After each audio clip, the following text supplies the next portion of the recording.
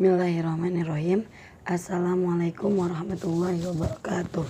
Rabbi sholli shodri wa yassirli amri wahlul 'uqdatam min lisani yafqahu qawli. Amma ba'du. Pertama-tama yang paling saya hormati Bapak dosen Irham selaku pengapuh mata kuliah materi agama Islam di madrasah atau sekolah. Perkenalkan, nama saya Syarifah Salsa Nurfadillah, kelas reguler B dari Fakultas Agama Islam, Prodi Pendidikan Agama Islam. Di sini saya akan memenuhi tugas UAS ujian akhir semester 4, yaitu video pembelajaran tentang materi agama Islam di madrasah atau di sekolah. Di sini saya akan menjelaskan terlebih dahulu apa itu pendidikan agama Islam. Pendidikan agama Islam adalah upaya sadar dan terencana dalam menyiapkan peserta didik untuk mengenal, memahami, mengimani, bertakwa, berakhlak mulia, mengamalkan ajaran agama Islam dari sumber utamanya Al-Quran dan Hadis melalui kegiatan bimbingan, pengajaran, latihan, serta penggunaan pengalaman. Sebelum kita mengenal apa itu materi pendidikan agama Islam, kita mengenal terlebih dahulu apa itu pendidikan agama Islam, yaitu pendidikan di mana kita mengenal dan memahami serta bertakwa, berakhlak mulia kepada Allah Subhanahu wa taala. Materi agama Islam di madrasah atau di sekolah. Contohnya itu seperti Al-Quran, Hadis, bahasa Arab, fikih, akidah, akhlak, dan sejarah kebudayaan Islam. Di sini saya akan menjelaskan satu persatu materi agama Islam di madrasah atau di sekolah.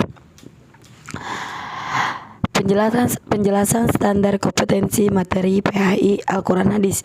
Pembelajaran Al-Quran Hadis di madrasah ialah agar murid mampu membaca, menulis, menghafal, mengartikan, memahami, dan terampil melaksanakan isi kandungan Al-Quran Hadis dalam kehidupan sehari-hari, sehingga menjadi orang yang beriman dan bertakwa kepada Allah Subhanahu wa taala. Sebelum kita memahami Al-Quran, kita terlebih dahulu untuk mempelajari pelajaran Al-Quran Hadis, yaitu mengenal terlebih dahulu huruf hijaiyah, apa itu harokat tanda bacanya dalam Al-Quran, dan hukum-hukum dalam kita membaca Al-Quran. Nah, di dalam Al-Quran Hadis ini terdapat banyak sekali pelajaran yang mengarahkan kepada Al-Quran, yaitu seperti kayak bahasa Arab, tajwid, itu masih satu arah dengan pelajaran Al-Quran. Dan selanjutnya yaitu bahasa Arab. Apa itu pelajaran bahasa Arab? Mata pelajaran bahasa Arab merupakan suatu mata pelajaran yang diarahkan untuk mendorong, membimbing, mengembangkan, dan membina kemampuan serta menumbuhkan sikap positif terhadap bahasa Arab, baik reseptif maupun produktif. Kemampuan reseptif yaitu kemampuan untuk memahami pembicaraan orang lain dan memahami bacaan.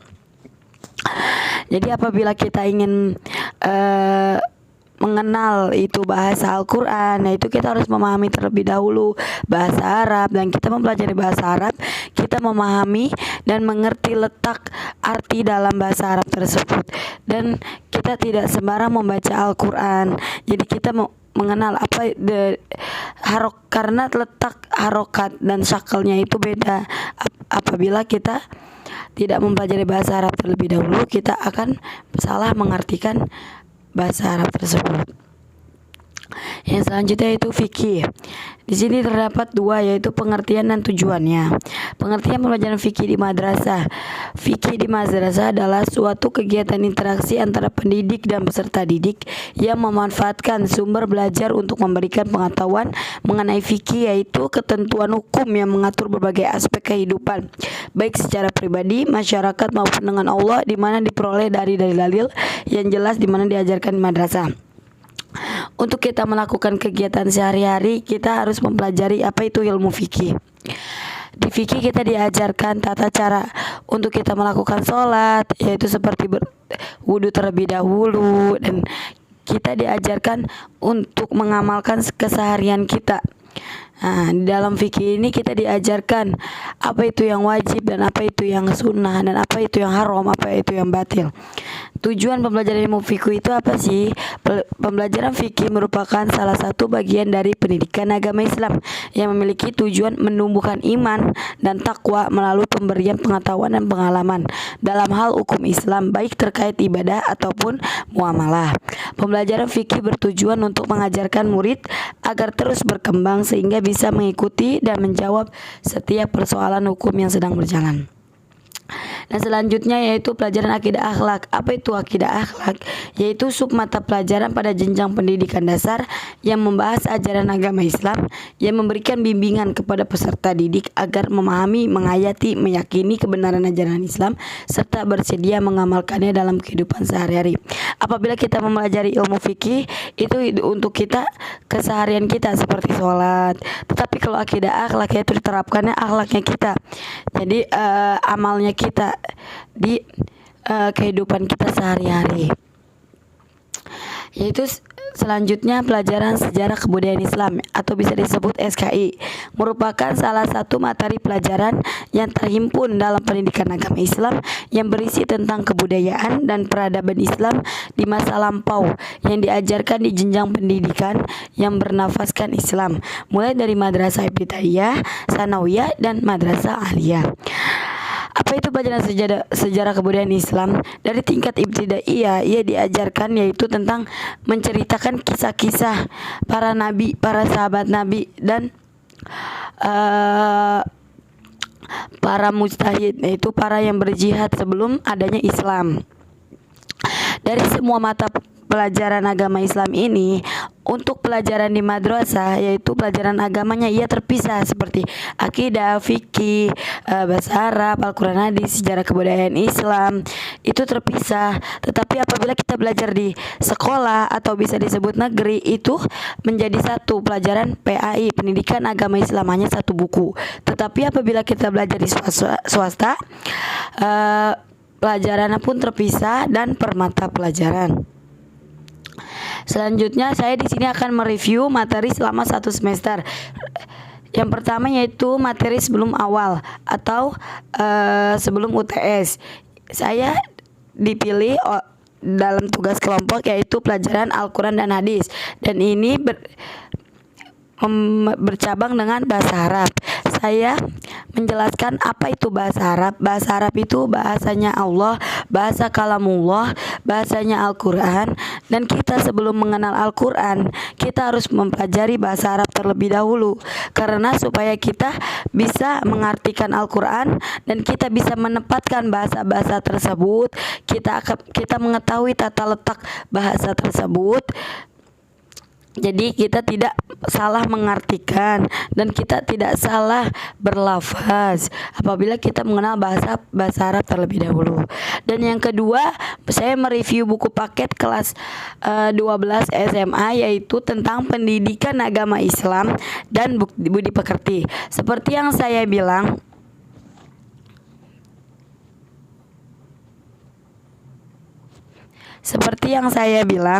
apabila di pelajaran sekolah atau negeri yaitu pelajaran PAI-nya itu dijadi satu seperti pendidikan agama Islam di budi pekerti. Di sini terdapat 11 bab. Yang pertama yaitu semangat beribadah dengan meyakini hari akhir. Yang kedua, meyakini kode dan kodar melahirkan semangat belajar. Dan yang ketiga, menghidupkan nurani dengan berpikir kritis. Keempat, bersatu dalam keragaman dan demokrasi. Yang kelima, menyembah Allah Subhanahu wa taala sebagai ungkapan rasa syukur. Dan yang keenam, meraih kasih Allah Subhanahu wa taala dengan ihsan. Dan yang ketujuh yaitu indahnya membangun mahligai rumah tangga. Yang ke-8 yaitu meraih berkah dengan mawaris. Yang ke-9 yaitu rahmat Islam bagi Nusantara. Yang 10 rahmat Islam bagi alam semesta. Dan yang bab 11 yang terakhir memaksimalkan potensi diri untuk menjadi yang terbaik. Jadi di pelajaran sekolah umum atau bisa kita bilang sekolah yang negeri, itu pelajaran agama Islamnya itu jadi satu paket, tidak seperti di swasta per mata pelajaran seperti pelajaran fikih, akidah Islam, SKI ataupun bahasa Arab. Dan di sini saya akan menjelaskan apa itu manfaat kita mempelajari materi agama Islam. Apakah ada manfaatnya kita mempelajari materi agama Islam? Tentu ada.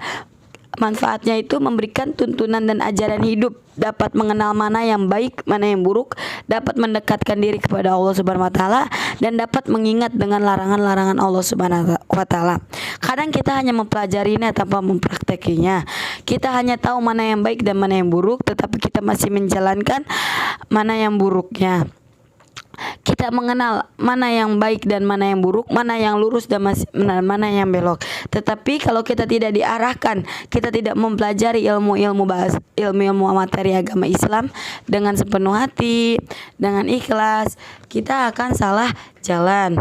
Dan apabila kita mempelajarinya lebih banyak lagi, pengetahuannya lebih luas lagi, kita dapat mendekatkan diri kepada Allah itu lebih taat lagi. Kritik dan saran saya, kritiknya dalam pembelajaran mata kuliah materi agama Islam di sekolah dan di madrasah ke depannya dapat menjelaskan materi yang lebih ringkas, padat dan jelas agar dapat dipahami secara keseluruhan. Yang kedua yaitu sangat bangga sekali saya bisa diajarkan langsung dengan Bapak Irham. Di satu sisi beliau sangat mahir dengan ilmu-ilmu agama Islam, khususnya ilmu alat, ilmu-ilmu dari pondok pesantren.